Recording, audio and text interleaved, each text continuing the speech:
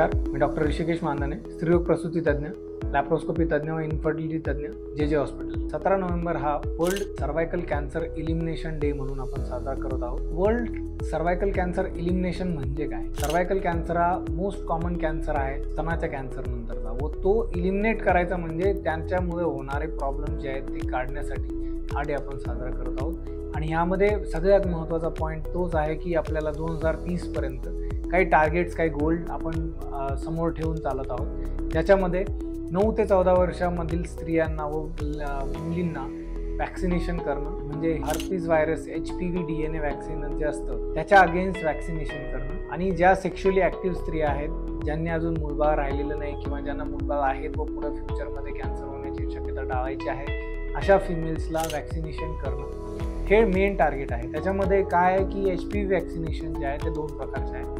एक क्वाड्रिव्हॅलंट आहे, एक नॅनोव्हॅलंट आहे. क्वाड्रिव्हॅलंट आणि नॅनोव्हॅलंट म्हणजे फरक काय नेमका? क्वाड्रिव्हॅलंट हे 4 प्रकारच्या व्हायरसच्या अगेन्स्ट काम करतं आणि नॅनोव्हॅलंट जे आहे ते 9 प्रकारच्या कॅन्सर कॉझिंग व्हायरसच्या अगेन्स्ट काम करतं. क्वाड्रिव्हॅलंट आणि नॅनोव्हॅलंटमध्ये अजून एक महत्त्वाचा फरक आहे, जो की कॉस्टचा आहे, म्हणजे लागणारी अमाऊंट, किती रुपयाला तो वॅक्सिन आपल्याला मिळणार. एक वॅक्सिन येतो जवळपास 3,500 ते 4,000, जो की क्वाड्रिव्हॅलंट आहे, आणि एक नॅनोव्हॅलंट वॅक्सिन आहे जो की अबाउट 8,000 ते 9,000 पर्यंत आपल्याला पडतो. आता ह्याचं इम्पॉर्टन्स काय आहे आणि का हे वॅक्सिन देण्याचं गरजेचं आहे? कॅन्सर जे सर्वायकल कॅन्सर आहे किंवा गर्भपिशवीच्या तोंडाचा जो कॅन्सर आहे, त्याच्यात सगळ्यात मेजर फॅक्टर हा आयडेंटिफाय करण्यात आला आहे की हा जो व्हायरस आहे HPV म्हणून, त्या व्हायरसमुळं हे मोस्ट कॉमन कॉझिंग एजंट म्हणून ओळखण्यात आला आहे.